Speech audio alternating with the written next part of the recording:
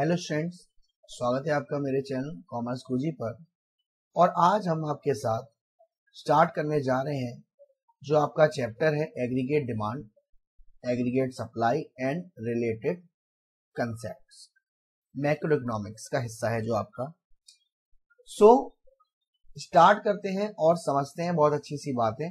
इसको स्टार्ट करने से पहले मैं आपको बता दूं कि जो बच्चे क्लास 12 में भी आए हों या क्लास 12 इस साल बोर्ड है उनके, ये मेरा व्हाट्सएप नंबर है। अपने डाउट्स और अगर आपको कोई हमारे ऑनलाइन क्लासेस में एनरोल करना है तो यहाँ आप एनरोल कर सकते हैं, पूछ सकते हैं।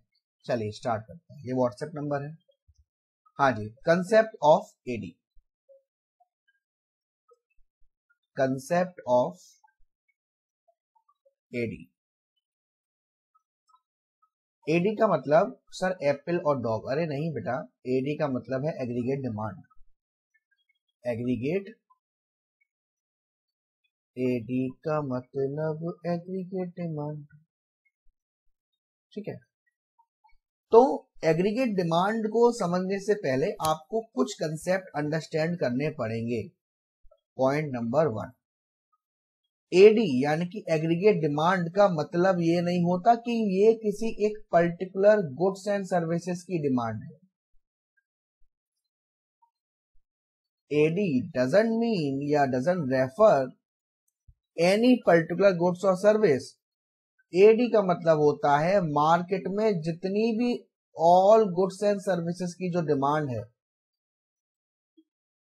Demand for all goods and services. Point number 1 साथ साथ नोट करते जाइए बेटा अगर आपको दिक्कत आए तो, है ना। पॉइंट नंबर 2, एडी को हम मेजर करते हैं एक particular period of time. Particular period of time जिसको हम कहते हैं अकाउंटिंग ईयर, जो कि आपका 1 अप्रैल से शुरू होता है और 31 मार्च जो खत्म होता है। तो ये हमारा कौन सा कंसेप्ट है? एक तरीके से फ्लो कंसेप्ट है सर। कौन सा कंसेप्ट है? फ्लो कंसेप्ट है। ये 2 पॉइंट आप अच्छे से क्लियर हुए होंगे, पहला और दूसरा। आगे बढ़ते हैं। थर्ड पॉइंट आता है जो आपका एडी है, एग्रीगेट डिमांड। इसको हम मेजर जो करते हैं वो 2 तरीके से करते हैं, या तो जनरल प्राइस लेवल से, उसकी कीमत से, इकोनॉमी की जनरल प्राइस लेवल से, या लेवल ऑफ इनकम जो लोगों की है।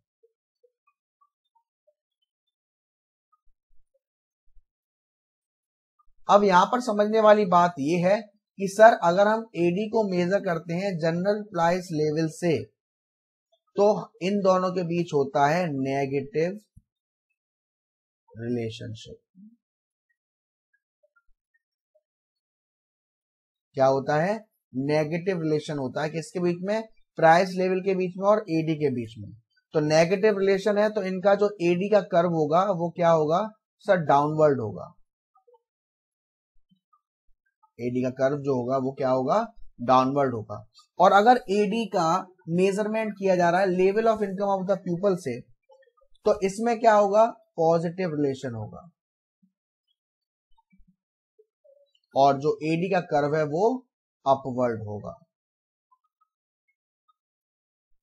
लेकिन जो आपका क्लास 12th है उसमें सिर्फ आपका जो रिलेशन चलेगा वो एडी का चलेगा level of income of the people से, पॉजिटिव रिलेशन। और एडी का जो कर्व होगा वो अपवर्ड होगा। ठीक। नेक्स्ट पॉइंट आता है आपका जो एडी होता है बेटा, एग्रीगेट डिमांड। एग्रीगेट डिमांड लोगों का वो खर्चा है जो वो प्लान कर रहे हैं खर्च करने के लिए। एक्चुअल खर्चा नहीं होता, जो वो प्लान कर रहे हैं। फॉर एग्जाम्पल एडी अब आपको बहुत अच्छे समझ में आएगा। Aggregate demand, okay sir, aggregate demand. Market में हमारे 4 सेक्टर होते हैं। यस सर, 4 सेक्टर होते हैं। एक होता है हाउस होल्ड सेक्टर, एक होता है प्रोड्यूसर सेक्टर, एक होता है गवर्नमेंट सेक्टर और एक होता है रेस्ट ऑफ द वर्ल्ड। इसको हम कहते हैं एक्सपोर्ट माइनस इंपोर्ट। जी हाँ सर, इन चारों सेक्टर द्वारा फाइनल गुड्स पर, आई होप फाइनल गुड्स आपको पता होगा, इन चारों सेक्टर्स द्वारा फाइनल गुड्स एंड सर्विसेज पर जो खर्च करने की सोची जा रही है 1 साल के अंदर, उसको हम क्या कहते हैं, एडी। और इकोनॉमिक्स में जब कोई चीज प्लान्ड होती है तो एडी एक तरीके से आप प्लान्ड एक्सपेंडिचर भी कह सकते हो, और जब कोई चीज प्लान्ड होती है तो उसके हम लिखते हैं एक्स एंटे। एक्स एंटे मीन्स प्लान्ड, और जब एक्चुअल में हो जाती है तो उसे लिखते हैं एक्स पोस्ट, यानी कि एक्चुअली। पॉइंट इंपोर्टेंट है बेटा, नोट कर लीजिएगा, ठीक है, यहां तक क्लियर है। अब एडी का मतलब क्या हुआ sir, AD is the sum total of expenditure that the people plan to incur on the purchase of goods and services during accounting year. और किसके अनुसार, लेवल ऑफ इनकम के अनुसार, क्योंकि बाकी का जो है वो आपके कोर्स का हिस्सा नहीं है। क्लियर है? यस सर क्लियर है। अब आगे देखिए, अब यहां पर आता है एक तरीके का कि भाई हमारा जो एडी है, एग्रीगेट डिमांड, इसको हम एग्रीगेट एक्सपेंडिचर भी कह सकते हैं, इसको हम प्लान्ड एक्सपेंडिचर भी कह सकते हैं। ये बात आपको याद रखनी है, ठीक। तो बात आती है कि भाई इसका बिहेवियर क्या होता है। बिहेवियर का मतलब, एडी मैंने क्या बताया कि सर एडी होता है एग्रीगेट एक्सपेंडिचर, यानी कि जो गुड्स एंड सर्विस को परचेज करने में खर्चा करने के लिए सोचा जा रहा है एक साल के अंदर, उसे हम कहते हैं एडी। और मैंने आपको बताया है कि ये लेवल ऑफ इनकम पर डिनोट होता है, यानी कि इनकम को हम यहां डिनोट करते हैं वाई से।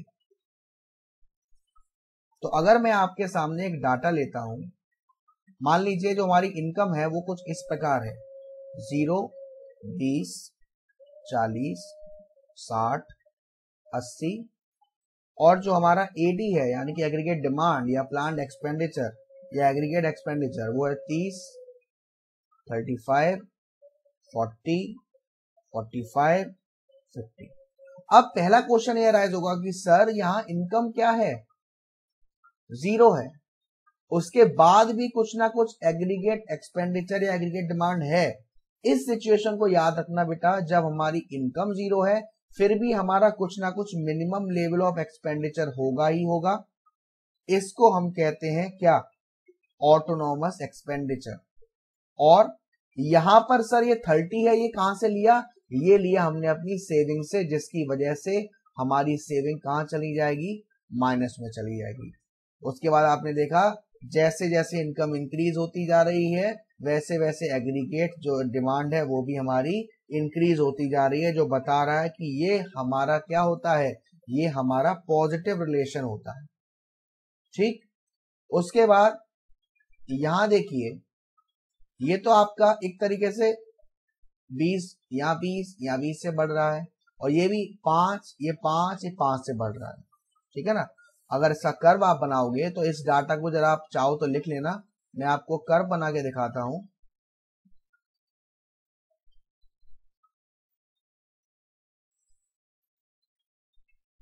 ये मान लीजिए हम एक्स एक्सिस है और इसको मान लेते हैं हम वाई यानी कि इनकम, और इसको मान लेते हैं एडी। इनकम हमारी मैक्सिमम थी 80 या 0 या 20 या 40 या 60 और यहाँ 80, और जो आपकी एडी था वो क्या था, 45 या 50 था। तो यहाँ दे लेते हैं 10 के हिसाब से, 10, 20, 30, 40 और 50। अब देखिए, जब इनकम 0 थी तब हमारा कुछ ना कुछ कंजप्शन था, यस सर 30 था। तो 0 पर कितना था, 30 था, ये यहां मार्क कर लूंगा, ठीक। इनकम हुई कितनी, 20, और 20 पे कितना था, 35, ये कहीं मैं मान लू यहां, ठीक।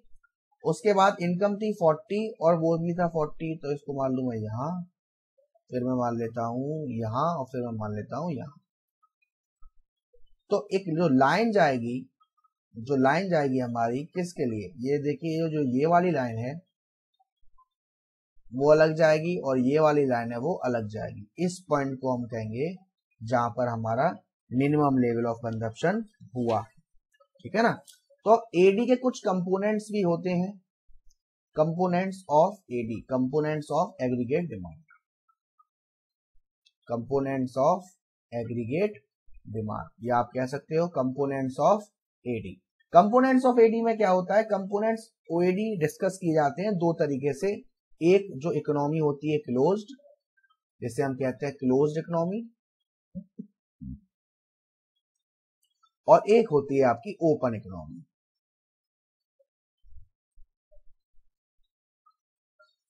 क्लोज्ड इकोनॉमी में हमारे पास दो तरीके की इकोनॉमी होती है, एक होती है 2 सेक्टर इकोनॉमी और एक होती है 3 सेक्टर इकोनॉमी। अब इनमें समझते हैं। देखो मैंने आपको बताया था एडी इक्वल टू क्या होता है, एडी इक्वल टू भाई हाउस होल्ड कौन सा खर्चा करता है, फर्स्ट चैप्टर में पढ़ा था सर, वो कंजप्शन एक्सपेंडिचर करता है, यानी कि उसको सी से डिनोट करेंगे। प्रोड्यूसर कौन सा खर्चा करता है, इन्वेस्टमेंट एक्सपेंडिचर करता है, यानी कि उसको आई से डिनोट करेंगे। ठीक, अब क्योंकि ये क्लोज्ड इकोनॉमी है, तो क्लोज इकोनॉमी का मतलब ये होता है कि ये किसी बाहर के जो लोग होते हैं इंपोर्ट एक्सपोर्ट वो नहीं करेंगे, यानी कि यहाँ 3 लोग आएंगे, house hold expenditure, producer expenditure, government. तो अगर 2 सेक्टर की बात करी जाएगी तो वहां पर सिर्फ हाउस होल्ड और प्रोड्यूसर की बात होगी, और अगर 3 सेक्टर की बात करी जाएगी तो AD is equal to C plus I plus G. लेकिन वही बात अगर आ गई ओपन इकोनॉमी की, तो ओपन इकोनॉमी में चारों आ गए, एडी भी is equal to consumption expenditure, investment expenditure, government expenditure और रेस्ट ऑफ द वर्ल्ड, जिसे हम एक्सपोर्ट माइनस इंपोर्ट कहते हैं। तो ये तो बात थी आपकी किसकी, एग्रीगेट डिमांड की। अब बात आती है आपकी एग्रीगेट सप्लाई की। अब एग्रीगेट सप्लाई का मतलब क्या होता है, एग्रीगेट सप्लाई का मतलब होता है एग्रीगेट प्रोडक्शन। इसका मतलब है कि मार्केट में जितने भी प्रोड्यूसर्स हैं, सप्लायर्स हैं, एक साल के अंदर कितना प्रोड्यूस करने की सोच रहे हैं, उसको हम कहते हैं एग्रीगेट सप्लाई। यानी कि एएसबी रेफर करता है फ्लो ऑफ गुड्स जो कि प्लान करी जा रही हैं प्रोड्यूसर द्वारा, प्लान करी जा रही हैं प्रोड्यूसर द्वारा, ठीक है ना।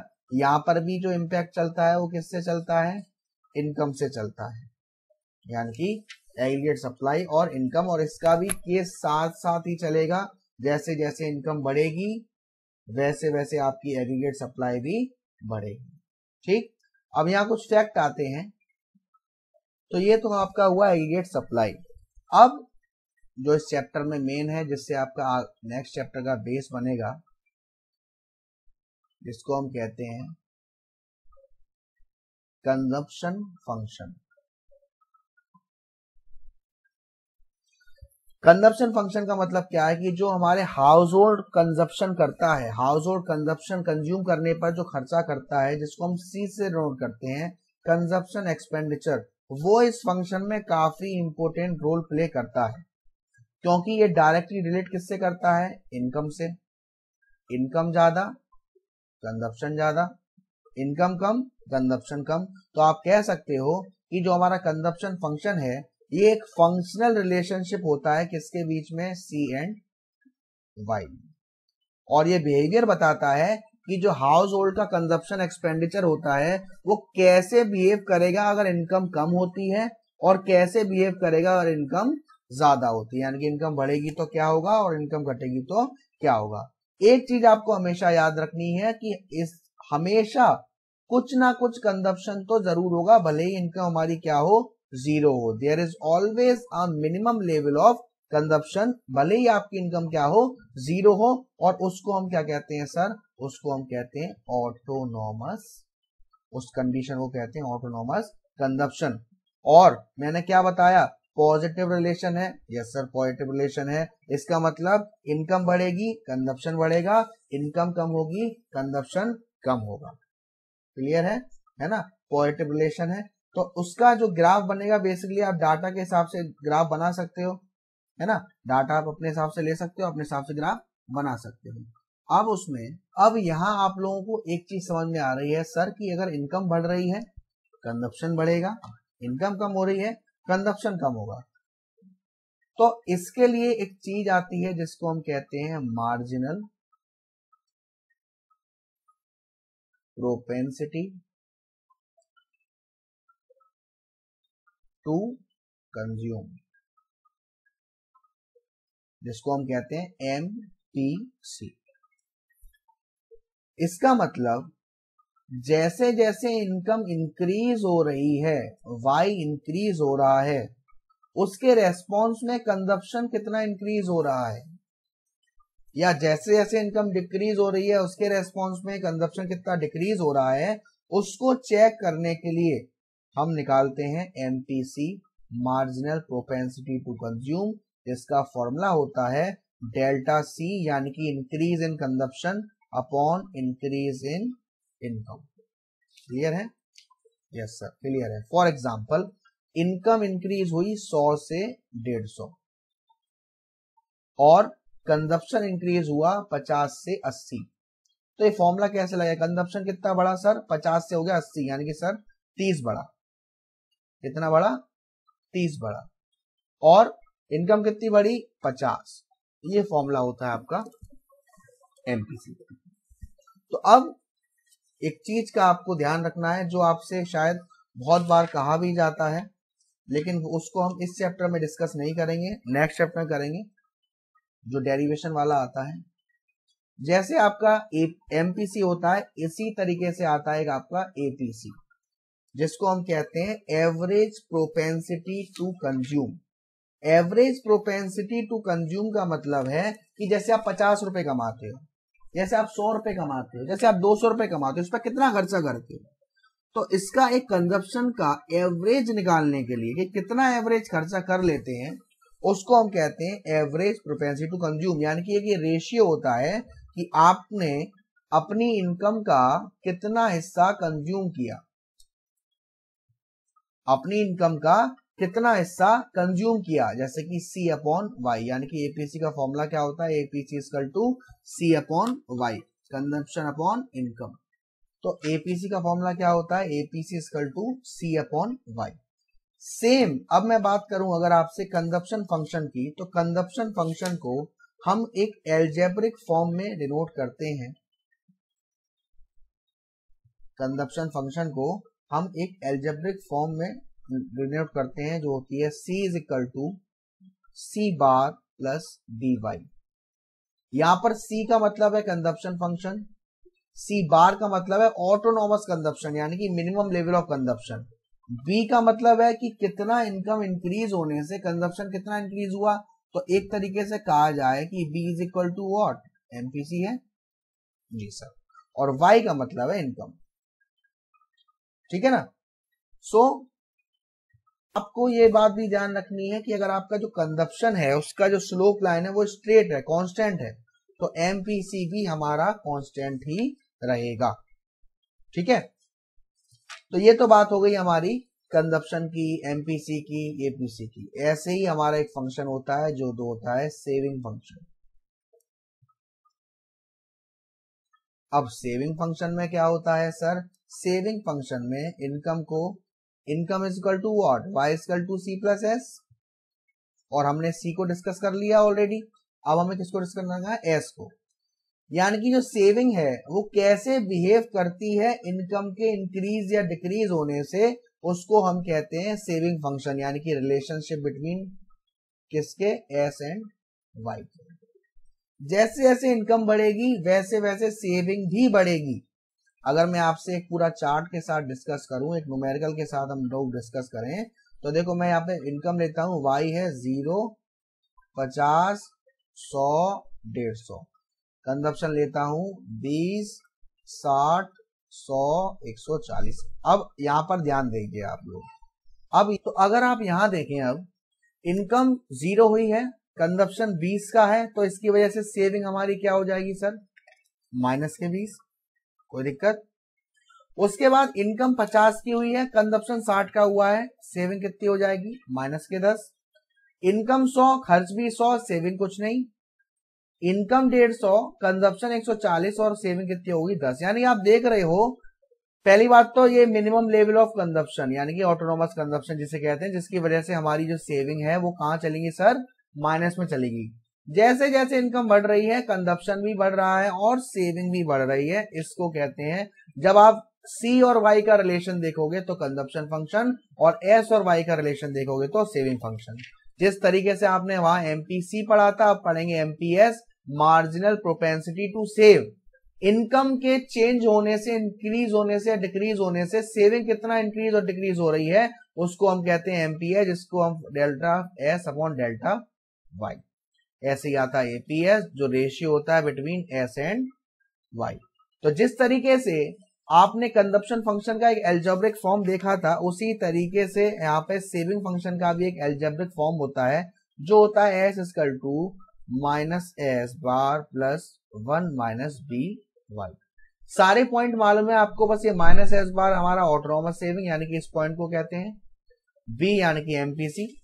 ठीक, अब यहां पर मैं इस चैप्टर को एंड करने से पहले आपको दो डेरिवेशन समझाना चाहूंगा जो कि बहुत जरूरी है, और जब हम न्यूमेरिकल करेंगे इस चैप्टर के यानी कि नेक्स्ट वीडियो में तो बहुत काम आएंगे। देखो, आपने बहुत जगह देखा होगा कि sir APC is plus APS equal to 1 कहा जाता है।